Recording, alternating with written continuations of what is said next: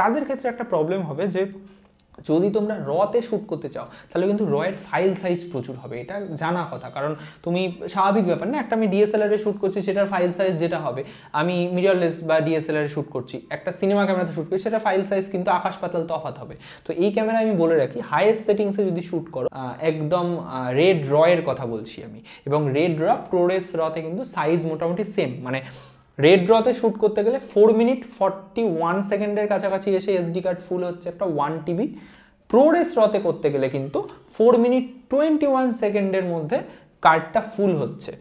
Nikon জেডার এটি এমন একটি ক্যামেরা যেটি রেড সিনেমা লাইন আপের সাথে নাইকনের কোল্যাবোরেশনে তৈরি হয়েছে, এবং রিসেন্টলি এটা লঞ্চের পর কিন্তু প্রচণ্ড মার্কেটে আমরা ওয়েভ দেখতে পেয়েছি যে অনেকে এক্সাইটেড, অনেকে বলছে ভালো, অনেকে বলছে খারাপ, যদিও এখনও অবধি খুব কম খারাপই আমি শুনেছি। আশা করি তোমরা ইউটিউবে অনেকগুলো ভিডিও দেখেই এসেছো, কিন্তু এই ভিডিওতে আমি পাতি বাংলা ভাষায় তোমাদের সাথে শেয়ার করব যে এই ক্যামেরাটা অ্যাকচুয়ালি কাদের জন্য, এবং অ্যাকচুয়ালি সিনেমা ক্যামেরা হিসেবে এটাকে কাউন্ট করা যাবে কিনা।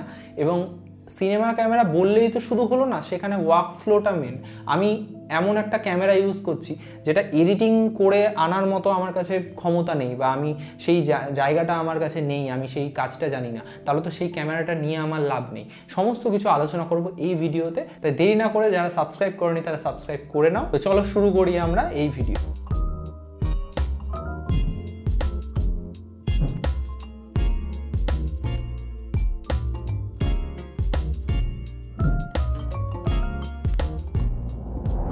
এই ক্যামেরা প্রায়োরিটি লিস্টে 1-এ থাকবে তাদের যাদের কাছে অলরেডি রেডের কোনো সিনেমা ক্যামেরা রয়েছে, অথবা রেড লাইন আপের যে কোনো রকম ক্যামেরা রয়েছে।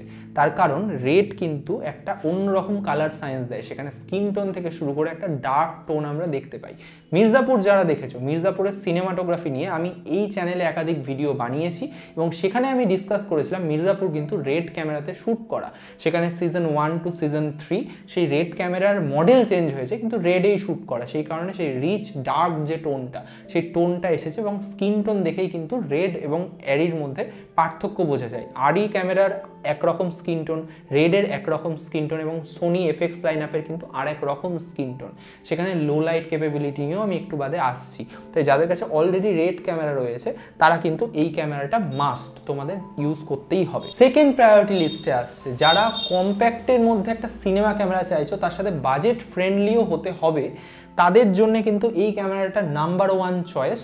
এবং সেই লিস্টে কিন্তু তোমরাও পড়ছো, আমি নিজেও পড়ছি, তার কারণ একটা সিনেমা ক্যামেরা প্রচণ্ড হেভি হয়, এবং আমি কিন্তু হেভি ক্যামেরা চালাতে খুব একটা পছন্দ করি না। যেই কাজে আমাকে হেভি ক্যামেরা অপারেট করতে হয় সেখানে আমি একজন আলাদা করে অপারেটর ডেকে নিই, তার কারণ হেভি ক্যামেরা দিয়ে না এফিসিয়েন্সি আমার মনে হয় একটু কমে যায়। কারণ একটা হালকা ক্যামেরাকে তুমি যেভাবে ইউটিলাইজ করতে পারবে, যেভাবে তাড়াতাড়ি তুমি সেট আপ চেঞ্জ করতে পারবে, একটা তো লাইটিংয়ের ব্যাপার থাকে, টাইমের ব্যাপার থাকে, সমস্ত কিছু প্রোডাকশন কস্ট কিন্তু ক্যামেরার সাইজের ওপর ডিরেক্টলি রিলেটেড। একটা বড় সাইজের ক্যামেরা দিয়ে যদি আমি শ্যুট করি সেখানে যে হ্যাসেল হবে, এই ছোট ক্যামেরা দিয়ে শ্যুট করতে কিন্তু অতটা সমস্যা হবে না। থার্ড ক্যাটাগরিতে এবার আসি, এই ক্যাটাগরিতেও আমি পড়ছি যারা অলরেডি সোনির এফএক্স লাইন আপ ইউজ করে, এবং এফএক্সের মধ্যে এফএক্স 6 নয় এফএক্স 3 যারা ইউজ করো, তারা জানো যে এফএক্স 3 কিন্তু কম্প্যাক্টের মধ্যে খুব পাওয়ারফুল একটা সিনেমা ক্যামেরা, কিন্তু এফএক্স 3 এর বেশ কিছু প্লাস পয়েন্ট রয়েছে এবং সমস্যাও রয়েছে। প্লাস পয়েন্ট যদি আমি বলি সেটা হলো অটো ফোকাস এবং লো লাইট, কারণ এখন ইন্ডাস্ট্রিতে বেশিরভাগ প্রজেক্ট কিন্তু সেটা মিউজিক ভিডিও হতে পারে, সেটা কোনো ওয়েব সিরিজ, ছোটোখাটো ওয়েব সিরিজ হতে পারে, শর্ট ফিল্ম হতে পারে, এফএক্স 3 খুব ইউজ হয়, এবং সেখানে জি মাস্টার লেন্সটা রিকোয়ারমেন্ট থাকে কারণ অটো ফোকাস ভালো। সেই জায়গায় যদি আমি নাইকন জেডারটা ইউজ করি সেক্ষেত্রে কি হবে, ফার্স্ট অফ অল ক্যামেরাটা আমার কম্প্যাক্ট, দ্বিতীয়ত আমি অটো ফোকাস পাচ্ছি, কিন্তু এফএক্স 3 এর সব থেকে বড় সমস্যা হলো সেটার মেগাপিক্সেল। এফএক্স 3 এর মেগাপিক্সেল কিন্তু অ্যাপ্রক্সিমেটলি 10.2 অথবা 12 মেগাপিক্সেল, সেটা ডিপেন্ড করছে তুমি কোন মোডে ছবি তুলছো।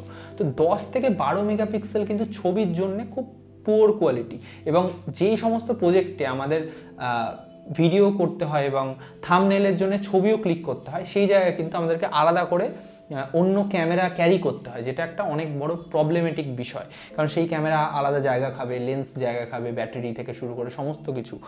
এই ক্যামেরা কিন্তু তোমাদেরকে 24 মেগাপিক্সেলের কাছাকাছি ছবির আউটপুট দেবে। এবং মজার বিষয় হলো Z6 Mark II এর যে সেন্সার, সেই সেন্সারে যেই ছবি পাবে এবং যেই মোডগুলো তোমরা পাবে, AI থেকে শুরু করে প্রসেসর থেকে শুরু করে সমস্ত কিছু, সেই ফাংশনগুলো এই ক্যামেরায় তোমরা পেয়ে যাচ্ছ। তার মানে কি ছবি এবং সিনেমা দুটোই তোমরা শ্যুট করতে পারবে।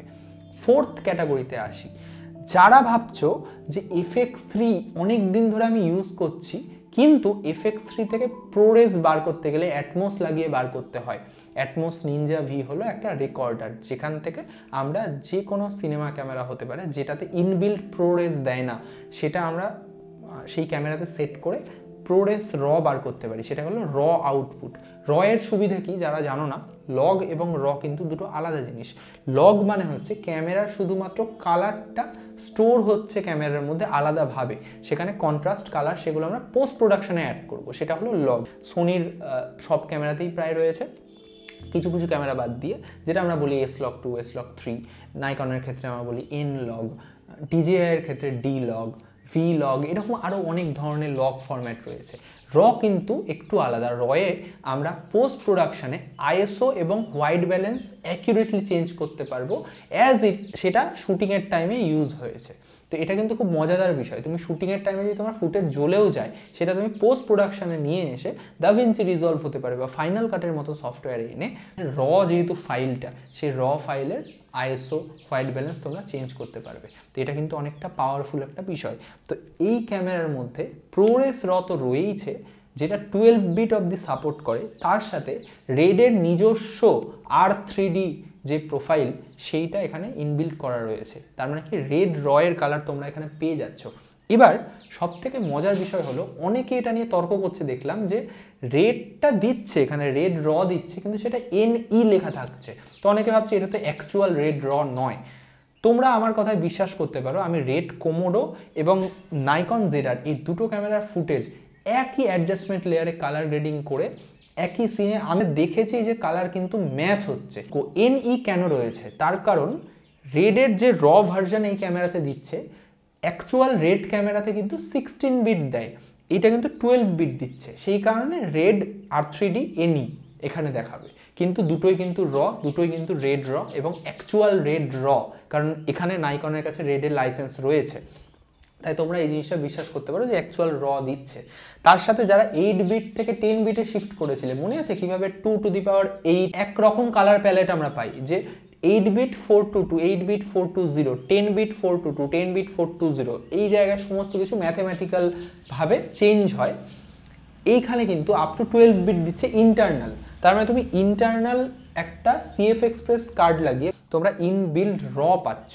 তো এই এর আউটপুট কিন্তু অনেক ইন্ডি ফিল্ম মেকারদের দরকার হয়, কারণ সেখানে কিন্তু কালার যা খুশি তাই করে দেওয়া যায় যদি প্রোডাকশন ডিজাইন সেইভাবে সাপোর্ট করে।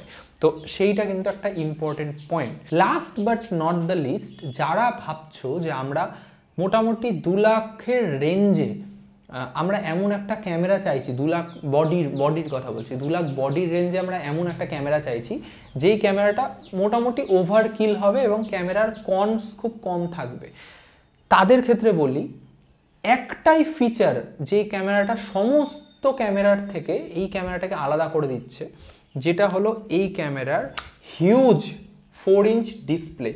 এই ক্যামেরার যে ডিসপ্লে রয়েছে, বিশ্বাস করতে পারো এই ক্যামেরা ইউজ করার পর তোমাদের আর অন্য কোনো ক্যামেরা ইউজ করতে মন চাইবে না। তার কারণ এত বড় ডিসপ্লে, 4 ইঞ্চ ডিসপ্লে যদি ক্যামেরার মধ্যে ইনবিল্ট থাকে, তাহলে কিন্তু এক্সটার্নাল মনিটর ইউজ করার তোমাদের দরকার আর পড়বে না। আমি এই মনিটর দিয়ে একটি ডকুমেন্টারি শ্যুট করলাম এই পরশুদিন, এবং কালকেও কিছু সিন আছে।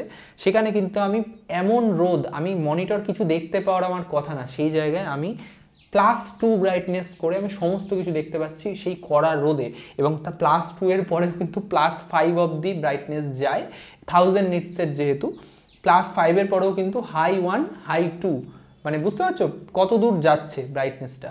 তো ব্যাটারি তাড়াতাড়ি কনজাম্পশন হবে, কিন্তু আমি একটা সারাদিন শ্যুট করেও কিন্তু আমার একটা ব্যাটারির মোটামুটি 20% মতো বাকি ছিল। যদিও এই ক্যামেরার কয়েকটা নেগেটিভ পয়েন্ট রয়েছে, যেটার মধ্যে দুটো পয়েন্ট আমি এতদিনে নোটিস করলাম। এতদিন বলতে খুব একটা বেশি দিন আমার হয়নি ক্যামেরা, কিন্তু যেহেতু আমি অলরেডি 3টে মতো প্রজেক্ট শ্যুট করে ফেলেছি, দুটো নেগেটিভ পয়েন্ট আমি দেখলাম। একটা হলো যেটা অ্যাকচুয়ালি আমার কাছে প্রবলেমেটিক, সেকেন্ডটা কিন্তু অতটা নয়, যেটা হলো যে স্কিন টোন যখন আমি প্রচণ্ড এমন কোনো জায়গায় যাচ্ছি যেখানে লাইটিং এবং যে এনভায়রনমেন্টাল যে কালার থাকে, যেটা হোয়াইট ব্যালেন্সকে এফেক্ট করে, টিন্টকে এফেক্ট করে, সেই জায়গায় কিন্তু যদি আমি রতে শ্যুট না করি, যদি আমি নর্মাল জাস্ট 10 বিটে শ্যুট করছি, একদম নর্মাল H.265-এ শ্যুট করছি, তখন কিন্তু স্কিন টোনকে খুব বাজেভাবে এফেক্ট করছে এবং সেটাকে পোস্ট প্রোডাকশানে ঠিক করতে হচ্ছে। এবং যারা মোটামুটি কালার গ্রেডিং জানো, মানে মোটামুটিও জানো, যারা এই চ্যানেল থেকে শিখেছো, তারা কিন্তু সেই জিনিস কারেকশান করে নিতে পারবে। 5 মিনিটের এক্সট্রা খাটনি হবে, এইটুকুই, যে টিন্টটা, হোয়াইট ব্যালেন্সের যে টিন্ট পার্ট, সেই টিন্ট পার্টটা এফেক্ট করছে, একটু গ্রিনিশ টোন আসছে মিড টোনসে, এবং হাইলাইটসে কিন্তু একটু ইয়েলোইশ টোনটা বেশি হিট করছে। তো সেই জায়গাটা তোমরা ক্যামেরাতে কিছু টুইক্স করলে অথবা পোস্ট প্রোডাকশানে কিছু ছোটোখাটো টুইক্স করলে এবং লাইটিং ইউজ করলে, ব্যাকলাইটে এফেক্ট করছে বললাম, তাই তোমরা প্রপারলি যদি লাইট ইউজ করো তাহলে কিন্তু এই জিনিসটা কেটে যাবে। এটা একটা প্রবলেম, কিন্তু সলভেবল প্রবলেম, তাই খুব একটা বড় প্রবলেম না। দ্বিতীয় পয়েন্টটা, যেটা অনেক ছোটোখাটো ফিল্ম মেকার বা যারা মোটামুটি শুরু করছো, ছোটোখাটো বলাটা একদমই ভুল হলো, এক্সট্রিমলি সরি, আমি বলতে চাইছি যারা নতুন নতুন শুরু করছো, যে কয়েক মাস হয়েছে আমি ফিল্ম মেকিংয়ে ঢুকেছি, তাদের ক্ষেত্রে একটা প্রবলেম হবে যে যদি তোমরা রতে শ্যুট করতে চাও তাহলে কিন্তু রয়ের ফাইল সাইজ প্রচুর হবে, এটা জানা কথা। কারণ তুমি স্বাভাবিক ব্যাপার না, একটা আমি ডিএসএলআরে শ্যুট করছি, সেটার ফাইল সাইজ যেটা হবে, আমি মিররলেস বা ডিএসএলআরে শ্যুট করছি, একটা সিনেমা ক্যামেরাতে শ্যুট করছি, সেটা ফাইল সাইজ কিন্তু আকাশ পাতাল তফাৎ হবে। তো এই ক্যামেরা আমি বলে রাখি, হাইয়েস্ট সেটিংসে যদি শ্যুট করো তাহলে 4 মিনিটস অ্যান্ড 40 সেকেন্ড শ্যুট করলে একটা 1 TB SD card, CFXS card কিন্তু ফুল হয়ে যাচ্ছে, যেটা আমি কন্টিনিউয়াস করে দেখেছি। গুড পয়েন্ট হলো ক্যামেরা ওভারহিট হয়নি এবং বোঝাও যায়নি যে 4.5 মিনিট ধরে ক্যামেরা রেকর্ডে 1 TB ক্যামেরা যে রেকর্ড করেছে সেটা বোঝাও যায়নি। চার্জও কমেনি, 5% থেকে 7%-এ নেমেছিল চার্জ। একদম রেড রয়ের কথা বলছি আমি, এবং রেড র প্রোরেস রতে কিন্তু সাইজ মোটামুটি সেম, মানে রেড রতে শ্যুট করতে গেলে 4 মিনিট 41 সেকেন্ডের কাছাকাছি এসে এসডি কার্ড ফুল হচ্ছে একটা 1 TB। প্রোরেস রতে করতে গেলে কিন্তু 4 মিনিট 21 সেকেন্ডের মধ্যে কার্ডটা ফুল হচ্ছে। তাই এই বিষয়টা মাথায় রেখে কিন্তু তোমাদেরকে শ্যুট করতে হবে যে তোমরা আদৌ কোন প্রজেক্টে র শ্যুট করবে এবং কোন প্রজেক্টে তোমরা নর্মাল 10 বিট H.265 N-Log-এ শ্যুট করবে, যেটা কিন্তু এনাফ। ওয়েডিং বা নর্মাল যদি কোনো কাজ করো সেখানে কিন্তু H.265 10 বিট এনাফ, এবং এই ক্যামেরার অটো ফোকাস কিন্তু সাংঘাতিক দিয়েছে।